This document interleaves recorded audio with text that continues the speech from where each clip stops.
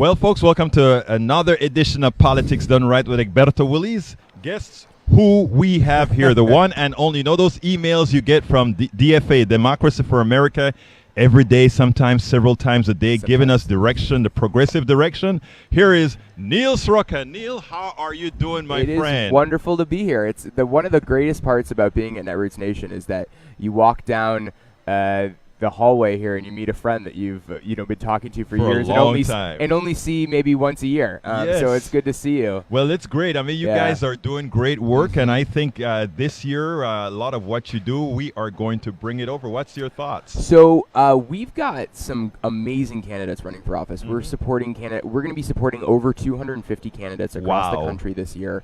And those are folks running, from the tippy top of the ballot for U.S. Senate all the way down to, county commissioner and water board manager. Right. So, there's so much to be excited about. And a lot of, we had yesterday here at Netroots Nation our candidate happy hour. We had Deb Holland from New Mexico. I don't know if you got a chance to talk to her. But you've also had, the big draw was, frankly, Kevin De Leon running for U.S. Senate in California. A real fired up room for him, which I think speaks well for him in the fall.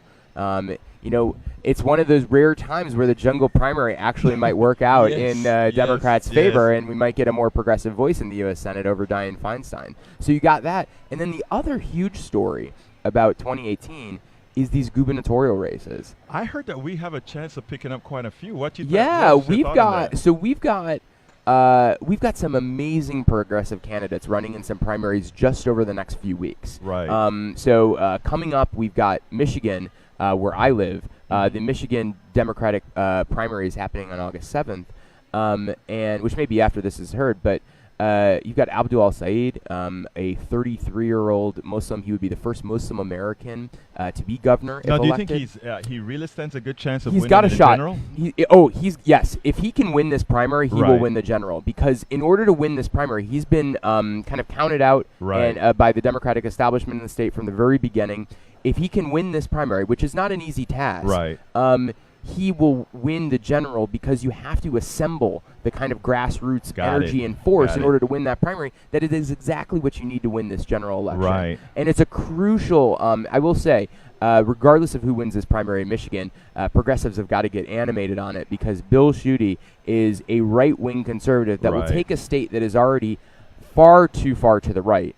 Even more so, because Governor Snyder, there have been many big problems with him. But there have been a few times, at the very least, where he said no to a fringe right legislature. So that's just one state. But we've also got Florida, Andrew Gillum, an amazing candidate in Florida for governor. We've got David Garcia, who will be here today, who's running in Arizona. That's a race that I think David Garcia. That's a pickup, right? It's a pickup opportunity. David Garcia is going to win this primary, and then in the fall, that's going to be an amazing. Imagine that we can go to a state that has currently Joe Arpaio running for governor, and we could elect a progressive Latino to govern the state of Arizona. That's a huge moment. And you've already endorsed him, right? Yeah, we were supporting David Garcia. We've been with him since the beginning, earlier part of this year. He's a really phenomenal candidate. And then, of course, the piece of resistance is Stacey Abrams in Georgia.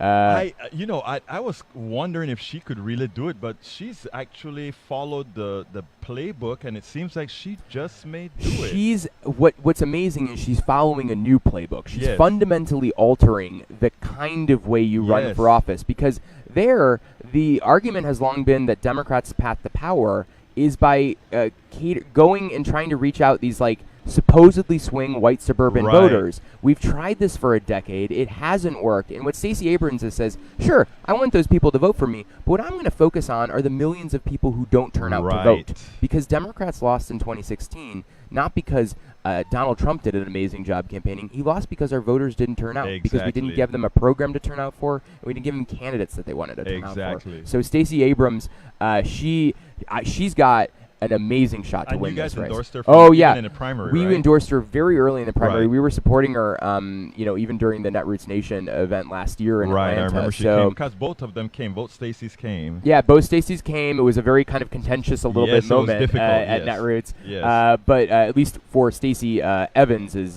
visit. But Stacey Abrams, a really phenomenal candidate on the cover of Time magazine recently. Yes. She is an ascendant politician, and she could.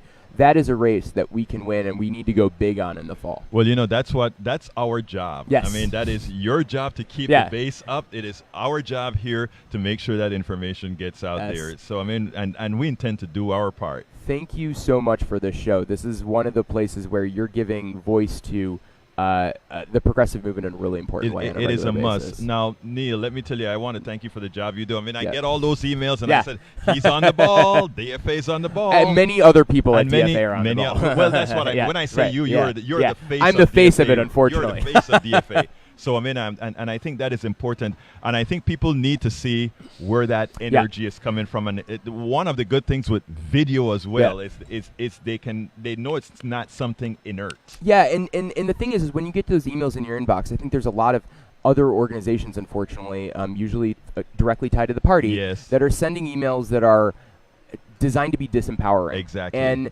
it's a good opportunity to show that at DFA there are real people behind these emails. Whenever you respond, like if you reply to a DFA email, we will get your email, read it, and usually you'll get a response from us. So there are about 20 real people that are looking at that stuff, that we care about the activism that's happening on the ground and happening amongst our membership, all across the country in a really deep way. Neil Sroka, Director of Communications, Thank Democracy for America. Thank you really so good kindly to be here. for being here. Great seeing you, my friend. Great to see you. All right? Thanks. Take care.